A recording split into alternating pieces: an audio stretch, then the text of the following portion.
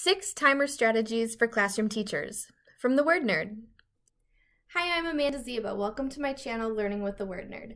Today we're going to be talking about timers. I use timers in my classroom all the time, and today I'm going to give you 6 different ways that you can use them effectively. To put my money where my mouth is, I'm going to do this in 5 minutes. Are we ready? Here we go. So the first way that I use timers in my classroom is for work time. It's great to let students know how much time they have to accomplish a task, or if they're struggling with a task, to know how long they need to persist before they're able to get a break.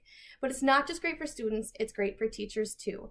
Now, I can't be the only one guilty of this, but when you're in class and your students are working quietly, and then you hear your email ding, and you go over and check it, and then you get sucked in, and the next one, and the next one, and before you know it, 20 minutes have passed, and shoot, you only have 2 minutes left of class. You have to rush through your closure. You can't tell them the homework, and it's a disaster. Okay, so if you set a timer for work time, you're going to protect against your own evils as well.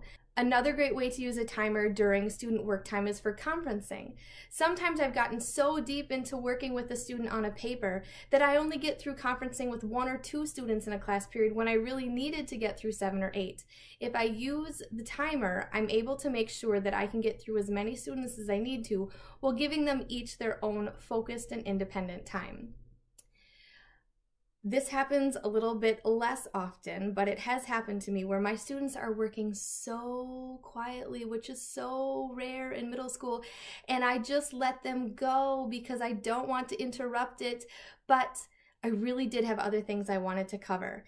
Using a timer helps you keep accountable to your lesson plans and getting done everything that you plan to get done.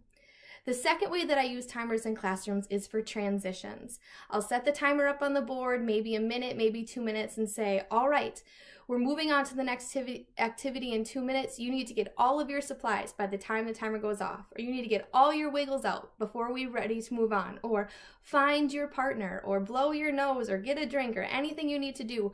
We're moving on in 2 minutes, and it prevents that time from stretching on longer than you wanted to. The third way that I use timers in my classroom is for turn and talk. Again, this is an activity that can stretch on longer than you really intended it to, or longer than it's really purposeful for. So by putting a timer on the board, you let students know how much time they have to turn and talk with a partner or to share ideas in a small group before you're moving on as a group, as a whole class. If you're working on your speaking and listening strategy for the Common Core standards, a timer can also be helpful because not everybody likes to talk. Not all students have things to say. And by putting the timer on the board, you're reminding them, hey, you need to be conversing for this long. You need to have enough stuff to say to fill up this time slot. So it can be used to encourage length of chatting, not just necessarily to minimize length of chatting. The fourth strategy is a strategy I've used for timers, especially on virtual learning. Frequently in virtual learning, we'll say, all right, take a break and come back in 5 minutes. But is it really 5 minutes? Doesn't it often stretch to 7 or 10 or maybe 15? And it's hard because there's other distractions in their life that you necessarily can't control. But if we put a timer up, it's a visual reminder of like, hey, you have this long before you need to be back here and ready to go. The fifth strategy that I use is to require students to work for a certain amount of time independently before they're allowed to come and ask for help.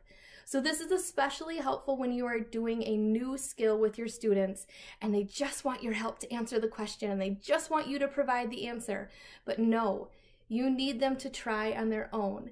This is helping them foster independence and problem-solving skills. So I might put up the timer and say, you know what, you need to try for 3 minutes before you come and ask me. Or you need to try for 5 minutes and 2 of the strategies we talked about in class before you come and ask me a question. The sixth and final strategy that I have used for timing in the classroom is to do a mindfulness minute. Our lives are crazy. There's so much going on. And so to take simply 1 minute to do some deep breathing, to close our eyes, to put our head down on our desk, and just relax and disconnect can do so much for the mind and the soul, not only for your students, but for you as a teacher as well. So putting up the timer to just say, we're gonna do some deep breathing, we're gonna take a break, and when it's done, we'll come back reinvigorated and ready to learn. So I hope that these 6 strategies have been helpful for you. I want to let you know that down in the description box, I do have 2 timers, digital timers that you can use. One is a 60-second timer that you can use, and the other is a 30-minute timer that you can use for work time. Now, you wouldn't have to play the whole 30 minutes. You could start it at 20 minutes and work down from there, or 15 or 10, or whatever you need to use. So thank you for stopping by my channel, Learning with the Word Nerd. I hope you liked this video. Please give it a thumbs up and subscribe, and we'll see you back again. And success! I made it before it came out. 5, 4, 3, 2, 1, or not. We'll see you next time. Don't forget that links to these 60-second and 30-minute video timers are in the description box.